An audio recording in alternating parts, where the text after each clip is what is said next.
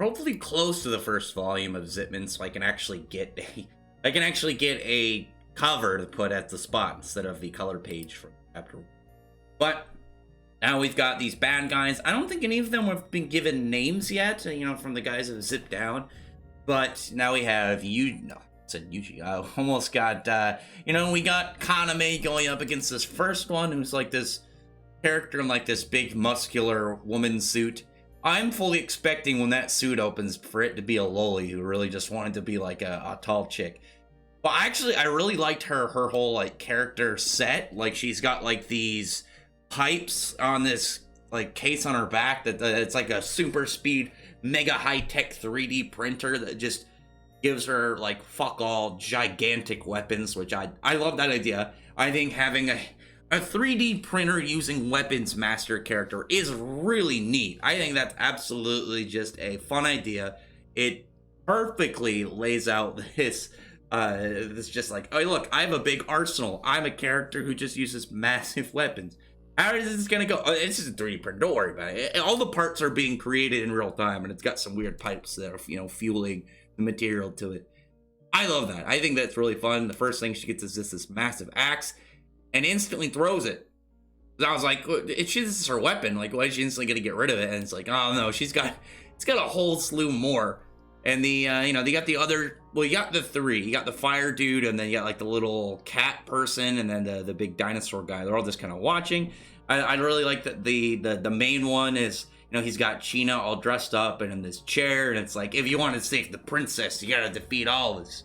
So he's really getting into the whole RPG kind of like mindset that he wants, which I really like that strangeness of some of these characters. It feels like a lot of them they're role playing, which I think is neat. I really like the way that the characters are designed in both like the actual physical design, but also their personalities and their whole like wants or what kind of shape them. And it's not the same as like, oh no, we've got all these kind of like villain goals and whatnot, and I'm just lined up with whatever kind of like, whether it's like, oh, we got world domination or something. It's the whole fact that their whole exosuits they're all like a tell about something about them, because it's all something that they want to be. Like this guy obviously really likes fantasy RPGs, and he really wants to live in the idea of one. So he's like setting up this super LARP session. I just think that's really neat. Meanwhile, they're like big muscular chick. She's got a flail throwing this massive like gigantic like it's because I think just looking at the Zipman suit, it's probably like 2 point something meters. So this spike ball is probably like 3+ meters, so probably like 10 feet wide, massive of just iron that's like flying towards him. I'm very curious to how much that weighs. It's probably gonna weigh a couple tons. Her just casually chucking at him and just using the flail, just all like she's pretty much making it like a second limb, because like it just goes, flies at him, he dodges out of the way, and she just maneuvers it, and it just goes straight up. And she's talking about how the thing like with weapons and whatnot, and regardless if you have them, if you don't have the skill and the technique with them, then I mean, really, what are you doing other than just flailing around a big tool? And in this case, she's pretty much showing that like for her, it's an extension of her body, which is neat. And you have the main characters, quote unquote. Anytime I say Zipman, I'm obviously referring to Kaname and Kosher at the same time. I'm saying how like, oh, as this, she's got this beautiful, perfect suit. She's constantly just getting all these weapons out, pulling them piece by piece, and she gets like a lance and chucks it. And then they're like, oh, even if you got all these amazing weapons, it doesn't mean anything if they're not going to hit me.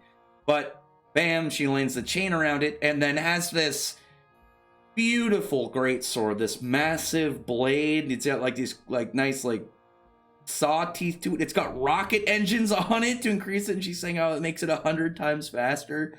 So it's so, the designs are so neat. Like I love this cool high-tech medieval fantasy style between this part, because it adds such a cool extra like layer to it, like a rocket propelled sword that's so badass.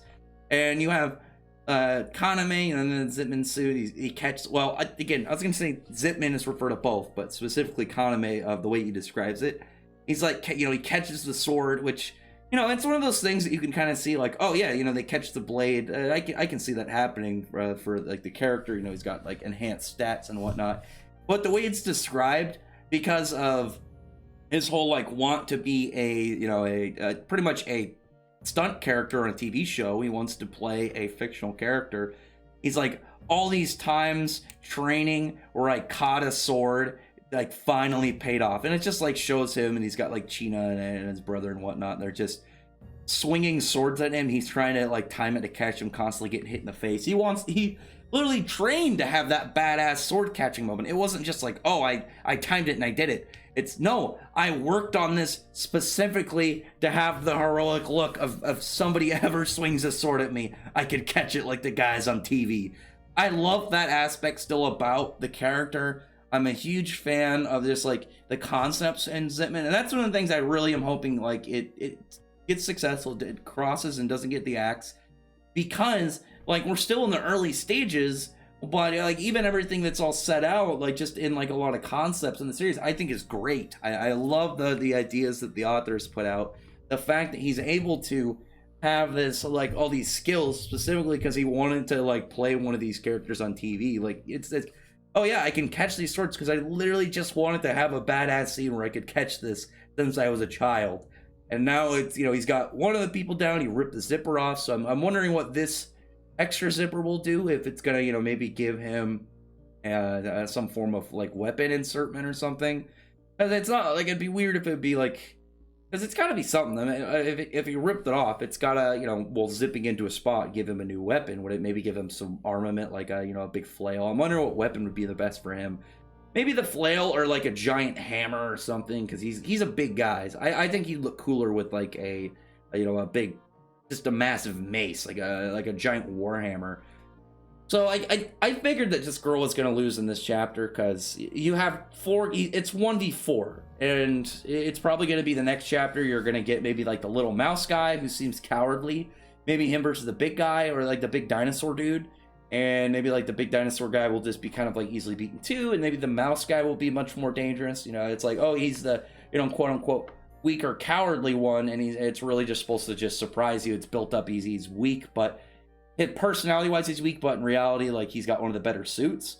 Maybe they'll 2v1 him, because 1v4, I assume that the main guy will be his real fight, and everything up into that point is more of going to be like, you know, display, getting to do some cool heroic stuff, and just like the idea of him taking their zippers and whatnot, and, you know, buffing himself up to fight this other guy is a really cool or a really cool way that, you know, the characters can continue in some of these fights, instead of being like, oh, we got to get back and get healed. Like, maybe they don't get like super destroyed, but like the suit is like, oh, you know, I've got 2 of these extra zippers I took during the fight, you know, and they just change out parts, which I think is just, again, super neat concept.